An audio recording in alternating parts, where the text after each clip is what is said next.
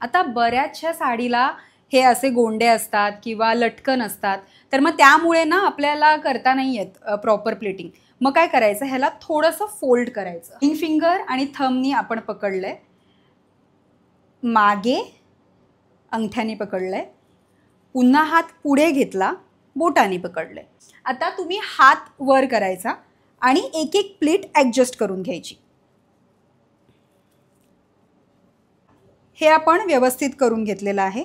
एकदा का आपण ह्या निऱ्या सेट करून घेतल्या, हा शेवटचा भाग आहे पदराचा, ह्या सेट करून घेतल्या की पहिले हा पोर्शन आपण इथे असा रब करायचा मांडीवर, म्हणजे त्या तशाच्या तशा राहतात.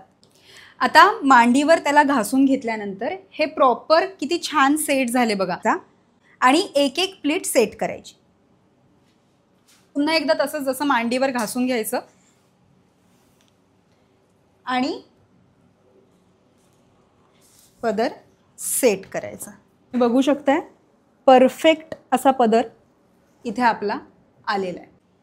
हे एकावर एक छान अरेंज करायच्या, म्हणजे ह्या दिसायलाच अप्रतिम दिसतात. आणि शालू, जितके जितके जाड पदर असतात ना, जे कडक असतात नेसायला, खूप भरजरी असतात, त्या साड्यांच्या पदरसाठी ही ट्रिक तुम्ही वापरू शकता.